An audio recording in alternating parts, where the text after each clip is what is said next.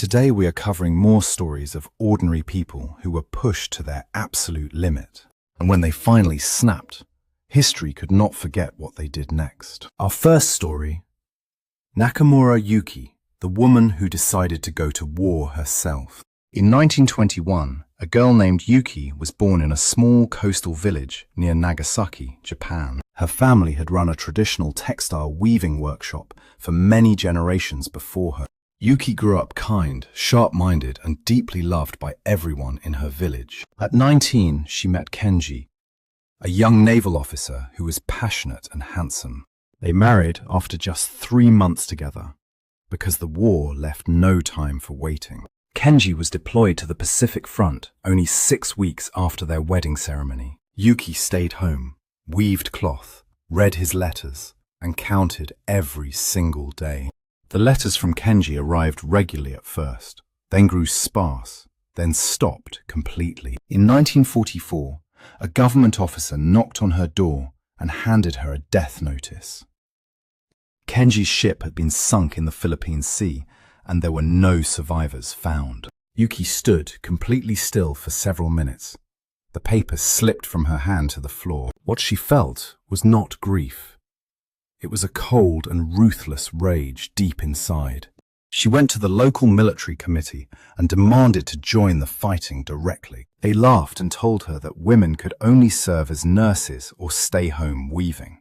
Yuki nodded, walked back home, and secretly began teaching herself to disassemble a rifle at night. She quietly made contact with an underground resistance group operating against occupying forces nearby. The group worked in the forested mountains of northern Kyushu, specializing in disrupting enemy supply lines. Yuki cut her hair short, dressed as a man, and gave herself the name Kuro, meaning black. On her very first mission, she was assigned to stand guard at the outer edge of camp. But when her comrades were ambushed and the commander was shot, she did not stand still. Yuki grabbed the fallen commander's rifle and shot down 3 enemy soldiers closing in from the east. Her teammates survived, and after that night, no one in the group ever underestimated her again. Over the next 6 months, Yuki participated in 14 successful sabotage missions without a single failure. She specialized in dismantling railway tracks to cut off enemy supply lines for food and ammunition.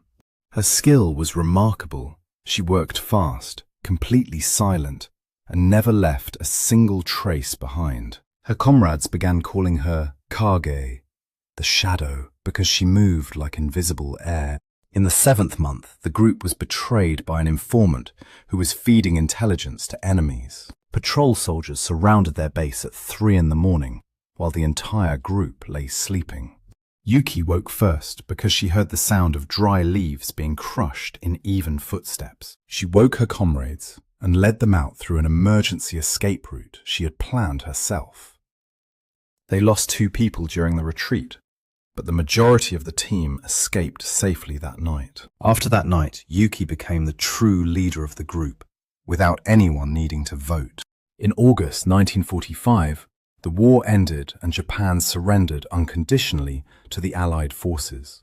Yuki walked out of the forest with her hair grown back to her shoulders, rifle still in hand. She returned to her village, and nobody recognized the woman standing at the village gate that evening. The government gave her no recognition because her group had operated entirely outside the official military structure. Yuki did not protest or complain. She reopened the weaving workshop and lived as if nothing happened. It was not until 1990 that a local journalist discovered her diary hidden in an attic above the workshop. And all of Japan finally learned that Kage, the shadow of the Kyushu forest, was a weaving woman. Our second story, Tariq Al-Masri, the merchant who was betrayed and became the terror of the Red Sea. In 1703, a boy named Tariq was born in the port city of Jeddah along the Red Sea coast. His father was a well-respected silk merchant, with trading connections stretching from Cairo all the way to Muscat. Tariq grew up on wooden ships, learning to read the stars and the direction of the wind from childhood. At 22, His father died and left him one ship and a considerable mountain of debt. Tariq did not give up. He borrowed more money, bought Indian silk cloth, and set out trading. His first voyage exceeded expectations. His second was even better, and his reputation spread quickly. By 30, he had 3 ships, 20 sailors, and enough money to clear every debt his father left. He met and swore brotherhood with an Omani merchant named Khalid al-Rawahi, a man he deeply trusted. The two pooled their resources and purchased 2 more ships to expand their trade route into India. Khalid handled the finances and contracts, while Tariq managed transportation and the sailing crews on board. 5 years of smooth partnership passed, and their combined wealth had grown more than 10 times over. Then, one morning in 1738, Tariq returned to port and discovered their shared account was completely empty. Khalid had withdrawn all the money, sold all 5 of their ships, and vanished from the Red Sea. Tariq stood on the dock, staring at the familiar empty moorings where their ships used to sit. He went to the local authorities to file a complaint, but Khalid had already bribed them beforehand. The officials shook their heads and said they had no evidence of any fraudulent behavior by Khalid. Tariq knelt on the dock at sunset and sat completely motionless like a stone statue for 3 hours. When he finally stood up, his face no longer carried any trace of the polite merchant he once was. He went to the fishing quarter and bought the smallest boat available with the last money in his pocket. Then he drifted alone at sea for 2 weeks, barely eating, doing nothing but thinking quietly to himself. When he returned to shore, he had a plan, and it had nothing to do with trading anymore. Tariq approached his former sailors, who were now unemployed, and spoke plainly to them about his plan. 20 men agreed to follow him because they knew Tariq was honest and skilled at commanding at sea. They seized a small Portuguese merchant vessel that was passing through an isolated stretch of open water. Nobody was killed. Tariq ordered them to take only the cargo and drop the crew at the nearest shore. With the proceeds from that first raid, they bought more weapons and repaired a larger and faster ship.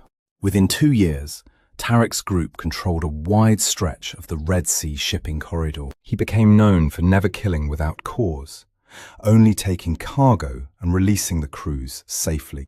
But when he learned that Khalid was living lavishly in the port of Muscat, using the stolen money, everything changed. Tariq led his fleet across to Oman and waited silently offshore outside Muscat harbour for 3 full days. Exactly as the intelligence had reported, a luxurious vessel flying Khalid's banner sailed out one morning. Tariq struck fast, captured Khalid alive, and seized every single piece of cargo aboard the ship. In front of Khalid's entire crew, Tariq read aloud the name of every item that had been stolen from him. He did not torture, did not kill. He took back exactly what was lost and let Khalid go free. But he kept the ship because, in his words, that was a reasonable rate of interest after 5 long years. Tariq continued operating across the Red Sea for another decade, earning growing respect from sailors everywhere. He was called Al-Mizan, the scale, because he only ever took what he judged to be fair and just. In 1751, a massive storm capsized his flagship off the coast of Yemen during a night crossing. His body was never recovered, but the name Al-Mizan still lives on in the songs of Red Sea fishermen. Our third story, Wiremu Kīngi, the Maori chief who absolutely refused to bow his head. In 1815, a boy named Wiremu was born into the Te Ātiawa tribe on the North Island of New Zealand. From childhood, he stood out for his sharp intelligence and his exceptional ability to speak before the council. At 20, Wiremu was recognized as the youngest chief in the entire Taranaki region. He learned English, read the Bible, and initially approached European settlers with genuine openness and curiosity. He believed that the Maori people and the British could share this land together in lasting peace. But the British had a different view. They wanted land, a great deal of it, and quickly. In 1840, the Treaty of Waitangi was signed, and Wiremu understood it as protection for Maori land rights. However, the English version and the Maori version contain subtle differences that most people failed to notice. Year by year, the colonial government began quietly encroaching on increasingly important and sacred Maori territories. In 1859, a tribal member named Taira offered to sell a piece of land to the British settlers. Wiremu objected firmly because, under Maori custom, land belonged to the community and not to any individual. The entire tribal council stood behind Wiremu and declared the transaction to be completely unlawful. Nevertheless, Governor Gore Brown recognized the sale and issued orders for colonial troops to occupy the land. In February 1860, British soldiers marched onto the disputed land and began constructing a military fort. Wiremu gathered his warriors and gave one clear order: do not strike first, only defend. He stood directly before the British soldiers and stated plainly that they were violating the signed treaty. The British commander laughed and said the governor's orders ranked higher than the words of a chief. Wiremu turned and looked at his ancestral land one final time, then signalled his warriors to prepare. On the 17th of February 1860, the first gunshot of the Taranaki War rang out across the hills. The Maori fought as guerrillas in the dense forest and consistently inflicted heavy losses on British troops. Wiremu commanded from a distance and never targeted civilians, only military forces and their installations. British soldiers were unfamiliar with the terrain and the Maori tactics and repeatedly walked straight into traps. After many months of fighting, the British proposed a ceasefire and open negotiations with Wiremu's representatives. Wiremu agreed to the ceasefire, but did not trust that the British had any genuine intention of peace. And rightly so.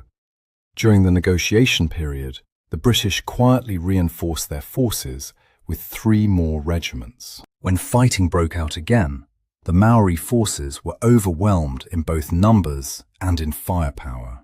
Wiremu and his warriors withdrew deep into the forest and continued guerrilla resistance for many more years. The colonial government confiscated tribal land as punishment for the resistance Wiremu had led against them. Thousands of hectares of ancestral land were taken with no compensation offered and no official explanation given. In 1872, Wiremu died in the Taranaki forest, never having surrendered or signed any agreement with the British. He died holding the same position he had held from the very beginning. Land is not for sale. Today, the name Wiremu Kīngi is inscribed in the New Zealand Parliament as a symbol of resistance. And more than 160 years later, his descendants are still pursuing land compensation claims before the courts.